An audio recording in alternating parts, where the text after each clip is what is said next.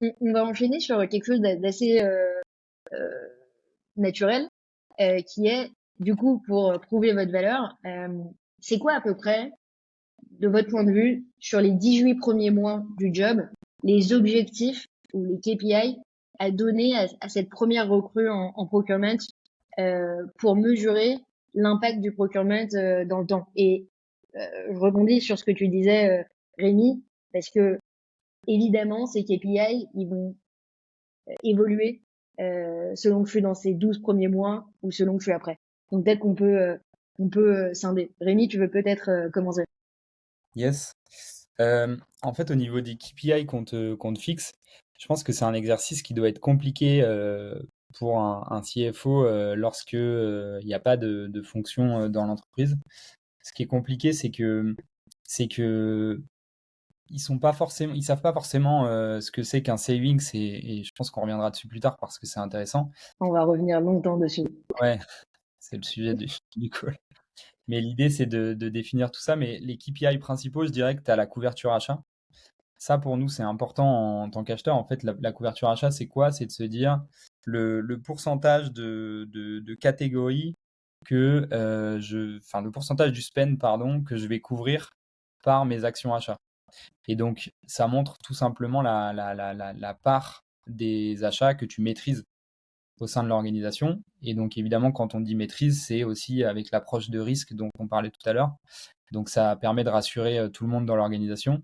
Après, évidemment, donc, il y a les savings, on en reparlera tout à l'heure.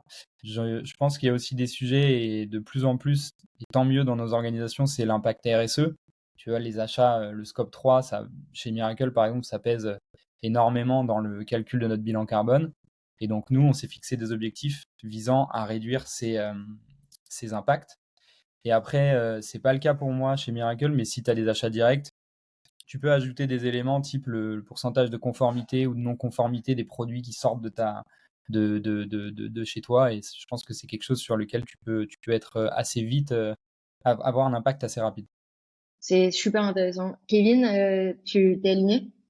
Ouais, je suis aligné. Franchement, j'ai pas beaucoup d'autres éléments à rajouter. Je pense qu'il y a d'autres indicateurs qui sont peut-être un peu moins mesurables, qui sont plus des objectifs quali, comme l'efficacité des processus, mettre en place une policy, potentiellement un outil pour aider à gérer les achats.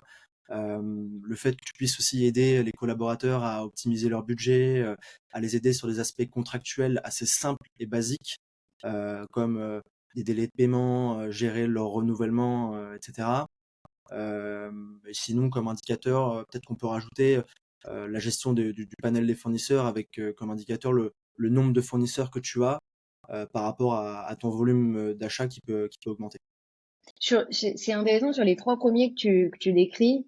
Ça fait le lien avec ce qu'on disait plus haut, mais concrètement, c'est presque un NPS de l'ensemble des collaborateurs de la boîte vis-à-vis de la fonction. C'est ça ce que tu décris? Ouais, à peu près, hein, je pense que c'est assez lié, en effet, hein. Ouais, c'est intéressant et ça fait le lien avec la couverture achat en quelque sorte de Rémi parce que plus ils vont être satisfaits, plus ils vont vous amener de la couverture et c'est un investissement à avoir. Je suis curieuse, Rémi, la couverture, une fois que tu as un outil très facile en quelque sorte à voir s'il est adopté, mais comment est-ce que quand tu es arrivé, tu as mesuré ta couverture? Alors, ce que je suis arrivé, c'était assez simple, hein, elle était de 0% parce que tu n'avais rien qui passait par les achats. Mais du coup, c'est là où le travail, comme je disais au début, tu sais, de cartographie, d'audit, etc., Ouais. est important parce que ça va te permettre à toi de définir ta roadmap.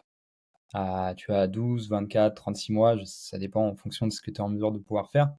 Mais l'idée après, et ça reprend ce que disait Kevin, c'est que tu es un commerçant. Donc derrière, une fois que toi, tu as fait ta roadmap, tu vas aller voir tout le monde. Et quand je dis tout le monde, c'est les décideurs. Donc généralement, les personnes les plus importantes dans ton entreprise qui sont en dessous du CEO. Les Pour centres de pouvoir- coûts que Kevin décrivait. Exactement. Et du coup, une fois que tu as leur aval, tu as leur tampon, tu vois, là, tu es en mesure de sortir tes projets principaux. Et la couverture achat, elle monte assez naturellement. tu vas faire un focus sur les achats les plus importants en termes de dépenses, en termes de risques. Donc Ouais. ta couverture, elle monte au début, elle monte très vite. Et Elle monte ensuite, c'est un 80-20 et ensuite, c'est là que ça bah, devient non, compliqué. le 80, il est quand même. Je pense que si tu es au bout de 3, 4, 5 ans à 80% de couverture achat, tu es très bien déjà. Ok. Parce que, encore une fois, ça prend énormément de temps. Mais ce qui est sûr, c'est que tu peux atteindre un 40%, 50% assez vite. Après, ça passe par du recrutement pour, je dirais, de 50 à 80. Et au-dessus de 80, là, t'es quand même dans un environnement plus mature. Tu interviens au niveau de la stratégie de l'entreprise, etc. Tu vois, Ok. la fonction achat est totalement différente. Ok. Et concrètement, donc, la recette de cuisine, c'est j'arrive, je cartographie mon spend, je rank les centres de coûts les plus dépensiers. Et c'est ces quelques personnes que je vais taper le plus vite possible pour arriver à mes 40% en quelques mois. Yes. Ouais. J'imagine que c'est souvent les mêmes, non? C'est souvent workplace, Non, c'est pas forcément ça dépend workplace. du business. En fait, ça dépend du business. Tu vois, chez Miracle, et je pense que c'est la même chose chez Kevin, si je parle pas des achats directs chez toi, chez Swile Kevin, chez Launcher. Je pense que c'est principalement tout ce qui est lié à la tech, lié à ton produit. Donc, Ouais. que ce soit l'infra, les développeurs, l'équipe produit avec tous les softwares qu'on peut ajouter, etc. Ouais, super clair. Le loyer, ça doit être un peu Le après. loyer, ça l'est aussi, mais oui, ça vient un peu après. Surtout qu'on est quand même pas mal sur du coworking, etc. Donc, tu as moins d'impact.